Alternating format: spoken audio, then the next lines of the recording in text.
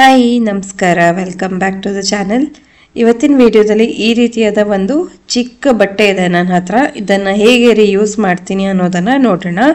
ಮೊದಲಿಗೆ ಇಲ್ಲಿ extra part ಏನಿದೆ ಅದನ್ನು ಕಟ್ ಮಾಡ್ಕೊಳ್ತೀನಿ.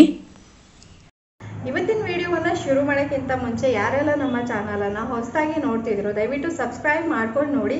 ಹಾಗೆ ಈ ವಿಡಿಯೋ ನಿಮಗೆ ಇಷ್ಟ ಆಗಿದ್ದಲ್ಲಿ ದಯವಿಟ್ಟು ಒಂದು ಲೈಕನ್ನು ಕೊಡೋದನ್ನು ಮರಿಬೇಡಿ. ಹಾಗೆ ನಿಮ್ಮ friends, family, neighbours, well wishers ಎಲ್ಲರಿಗೂ ನನ್ನ ವಿಡಿಯೋಸನ್ನು ಶೇರ್ ಮಾಡಿ. ಸೊ ಇವತ್ತಿನ ವಿಡಿಯೋವನ್ನು ಶುರು ಮಾಡೋಣ. ಈ ಬಟ್ಟೆಯನ್ನು ಮೊದಲಿಗೆ ಈ ಥರ ಫೋಲ್ಡ್ ಮಾಡಿಕೊಂಡು ನಂತರ ನನಗೆ ಒಂದು ಸ್ಕ್ವೇರ್ ಪೀಸ್ ಬೇಕಾಗಿದೆ. ಹಾಗಾಗಿ ಈ ರೀತಿಯಾಗಿ ಮಾಡಿಕೊಂಡು ನಂತರ ಎಕ್ಸ್ಟ್ರಾ ಬಟ್ಟೆ ಏನು ಕಾಣ್ತಾ ಇದೆ ಅದನ್ನು ಕಟ್ ಮಾಡ್ಕೊಳ್ತೀನಿ. ಈಗ ಈ ಕಟ್ ಮಾಡ್ಕೊಂಡಿದ ನಂತರ ನೋಡಿ ಒಂದು ಸ್ಕ್ವೇರ್ ಪೀಸ್ ರೆಡಿ ಇದೆ. ಹಾಗೆ ಈ ಎಕ್ಸ್ಟ್ರಾ ಬಟ್ಟೆ ಏನು ಕಾಣಿಸ್ತಿದೆಯಲ್ಲ ಅದನ್ನು ಈ ರೀತಿಯಾಗಿ ಫೋಲ್ಡ್ ಮಾಡಿಬಿಟ್ಟು ಅದರಲ್ಲಿ 2 ಪೀಸಸ್ ಮಾಡ್ಕೊಳ್ತೀನಿ. ಇದನ್ನು ನಾನು ನೆಕ್ಸ್ಟ್ ಹ್ಯಾಂಡಲ್ಸ್ ಮಾಡೋದಕ್ಕೆ ಬಳಸ್ತೀನಿ.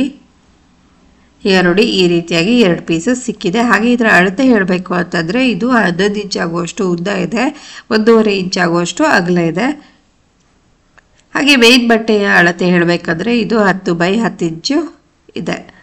ನೆಕ್ಸ್ಟ್ ಏನು ಮಾಡಬೇಕು ಅಂದರೆ ಈ ಒಂದು ಬ್ಯಾಗನ್ನು ಮಾಡೋದಕ್ಕೆ ನಾನು ರೈಸ್ ಬ್ಯಾಗನ್ನು ಬಳಸ್ತಾ ಇದ್ದೀನಿ. ತುಂಬ ಜನ ಸ್ಪಾಂಜ್ ಇಲ್ಲ ಎಲ್ಲಿ ತರಬೇಕು ಅಂತೆಲ್ಲ ಹೇಳ್ತೀರಾ ಅಲ್ವಾ, ಹಾಗಾಗಿ ರೈಸ್ ಬ್ಯಾಗನ್ನೇ ಬಳಸ್ಕೊಂಡು ಹೇಗೆ ಮಾಡೋದು ಅನ್ನೋದನ್ನು ತೋರಿಸ್ತಾ ಇದ್ದೀನಿ.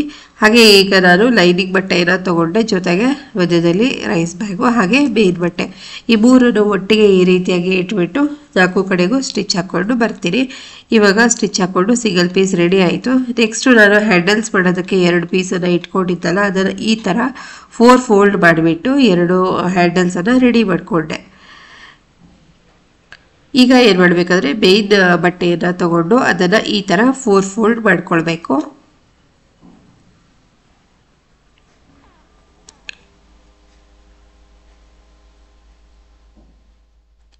ಹೀಗೆ 4 ಫೋಲ್ಡ್ ಮಾಡಿಕೊಂಡು ಪಿನ್ಅಪ್ ಕೂಡ ಮಾಡಿಕೊಂಡೆ. ನಂತರ ಏನು ಮಾಡಬೇಕಂದ್ರೆ ಸೆಂಟರ್ನಿಂದ 5 ಇಂಚಿಗೆ ಈ ರೀತಿಯಾಗಿ ತಿರುಗಿಸ್ತಾ ಒಂದು ಸರ್ಕಲ್ ಆಕೃತಿಯನ್ನು ಮಾರ್ಕ್ ಮಾಡ್ಕೊಳ್ಬೇಕು.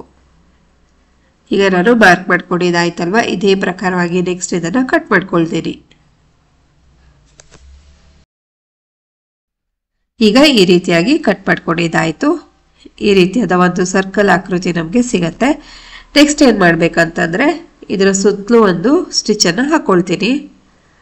ಈಗ ಇದನ್ನು ಫೋಲ್ಡ್ ಮಾಡ್ತೀನಿ. ಹೀಗೆ ಸೆಂಟರ್ನಲ್ಲಿ ಫೋಲ್ಡ್ ಮಾಡಿಕೊಂಡು ನಂತರ ಏನು ಮಾಡಬೇಕಂದ್ರೆ ಆ ಫೋಲ್ಡ್ ಸೈಡಲ್ಲಿ 1 by 1 ಇಂಚು ಬೈ 1 ಇಂಚಿಗೆ ಒಂದು ಬಾಕ್ಸ್ ರೀತಿಯಾಗಿ ಮಾರ್ಕ್ ಮಾಡ್ಕೊಳ್ಬೇಕು. ನೋಡಿ ಈ ರೀತಿಯಾಗಿ ಇಲ್ಲಿ ಕಾಣಿಸ್ತಿದೆಯಲ್ಲ, ಹೀಗೆ ಇದೇ ಥರ ಇನ್ನೊಂದು ಕಡೆಗೂ ಸೇಮ್ ಮಾಡ್ಕೊಳ್ಬೇಕು. ಮಾರ್ಕ್ ಮಾಡಿ ಕಟ್ ಮಾಡ್ಕೊಳ್ತಾ ಇದ್ದೀನಿ. ಈಗ ನೋಡಿ ಇದು ಈ ಥರ ಬಂದಿದೆ. ನೆಕ್ಸ್ಟ್ ಏನು ಮಾಡಬೇಕು, ನಾವು ಹ್ಯಾಂಡಲ್ಸನ್ನು ರೆಡಿ ಇಟ್ಕೊಂಡಿದ್ವಲ್ಲ ಅದನ್ನು ಇವಾಗ ಅಟ್ಯಾಚ್ ಮಾಡೋ ಸಮಯ. ಇದನ್ನು ಹೀಗೆ ಫೋಲ್ಡ್ ಮಾಡಿ ಅದರ ಸೆಂಟರನ್ನು ಮಾರ್ಕ್ ಮಾಡ್ಕೊಳ್ತೀನಿ. ಈ ರೀತಿ ಸೆಂಟರನ್ನು ಮಾರ್ಕ್ ಮಾಡ್ಕೊಂಡಿದ್ದಾದ ನಂತರ ಸೆಂಟರಿನಿಂದ 3 ಫಿಂಗರ್ ಡಿಸ್ಟೆನ್ಸ್ಗೆ ಮತ್ತೆ ಒಂದೊಂದು ಮಾರ್ಕನ್ನು ಲೆಫ್ಟ್ ಮತ್ತು ರೈಟ್ಗೆ 2 ಕಡೆಗೂ ಮಾಡ್ಕೊಳ್ತಾ ಇದ್ದೀನಿ. ನೋಡಿ ಈ ಥರ ಮಾರ್ಕು ಕಾಣಿಸ್ತಾ ಇದೆಯಲ್ಲ. ಈಗ ಈ ಮಾರ್ಕಿನ ಮೇಲೆ ನಾವು ಮಾಡ್ಕೊಂಡ್ವಲ್ಲ ಹ್ಯಾಂಗರು ಅದನ್ನು ಈ ಥರ ಅಟ್ಯಾಚ್ ಮಾಡಬೇಕು. ನೋಡಿ 2 ಕಡೆಗೂ ಇದೇ ರೀತಿಯಾಗಿ ಮಾಡ್ಕೊಳ್ಬೇಕು.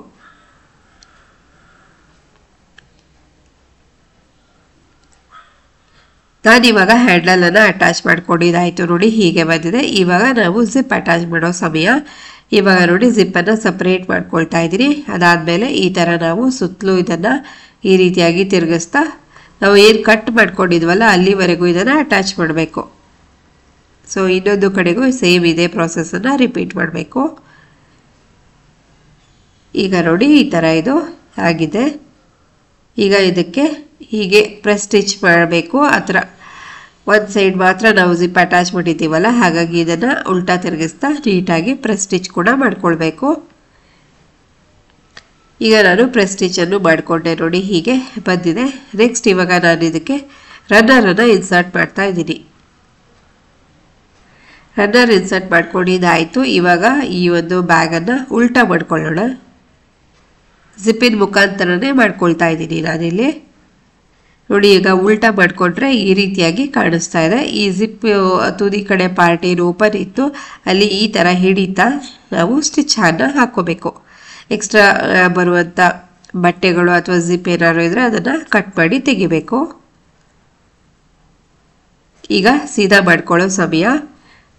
ನೋಡಿ ಈ ಥರ ಆಗಿದೆ, ಸ್ಟಿಚ್ ಹಾಕ್ಕೊಂಡಿದ್ದೀರಿ. ಇವಾಗ ಸೀದಾ ಮಾಡ್ಕೊಳ್ಳೋಣ. ಸೀದಾ ಮಾಡಿಕೊಂಡ್ರೆ ನೋಡಿ ಈ ರೀತಿಯಾದ ಪುಟಾಣಿ ಹ್ಯಾಂಡ್ ಬ್ಯಾಗು ಅಥವಾ ಪುಟಾಣಿ ಪೌಚ್ ಅಂತ ಹೇಳ್ಬೋದು ರೆಡಿ ಇದೆ. ಇದನ್ನು ನೀವು ನಿಮ್ಮ ಮೇಕಪ್ ಐಟಮ್ ಸ್ಟೋರ್ ಮಾಡ್ಕೊಳ್ಳೋದಕ್ಕೆ ಅಥವಾ ಮಕ್ಕಳಿಗೆ ಪೆನ್ಸಿಲ್ ಪೌಚು ಅಥವಾ ಅವರ ಕಲರ್ ಪೆನ್ಸಿಲ್ಸು ಅದು ಸ್ಕೆಚ್ ಪೆನ್ನು ಇದನ್ನೆಲ್ಲ ಇಡೋದಕ್ಕೆ ಕೊಡ್ಬೋದು. ತುಂಬಾ ಐಡಿಯಲ್ ಆಗಿ ಇರುತ್ತೆ. ಸೊ ಇದಾಗಿತ್ತು ಇವತ್ತಿನ ವಿಡಿಯೋ. ನೋಡಿ ಇಲ್ಲಿ ಕಾಣಿಸ್ತಾ ಇದೆ, ಬೇಸ್ ಕೂಡ ಸಾಕಷ್ಟು ದೊಡ್ಡದಾಗಿದೆ. ಈಗ ಇದರಲ್ಲಿ ಏನಾದರೂ ನಿಮಗೆ ಇಷ್ಟವಾದ್ದು ಬೇಕಾಗಿರೋ ಅಂಥದ್ದು ಫಿಲ್ ಮಾಡ್ಕೊಳ್ಬಹುದು. ಸೊ ಇವತ್ತಿನ ವಿಡಿಯೋ ನಿಮಗೆ ಇಷ್ಟ ಆಯಿತು ಅಂತ ನಾನು ಭಾವಿಸ್ತಾ ಇದ್ದೀನಿ. ಇಷ್ಟ ಆಗಿದ್ದಲ್ಲಿ ಪ್ಲೀಸ್ ಒಂದು ಲೈಕ್ ಕೊಡಿ. ಚಾನಲ್ಗೆ ಹೊಸಬಾಗಿದ್ದರೆ ದಯವಿಟ್ಟು ಸಬ್ಸ್ಕ್ರೈಬ್ ಮಾಡ್ಕೊಂಡು ನೋಡಿ ಅಂತ ಹೇಳ್ತಾ ಇನ್ನೊಂದು ಹೊಸ ವಿಡಿಯೋದೊಂದಿಗೆ ಭೇಟಿಯಾಗೋಣ. ಅಲ್ಲಿವರೆಗೂ ಎಲ್ರಿಗೂ ಧನ್ಯವಾದಗಳು. Take care and bye.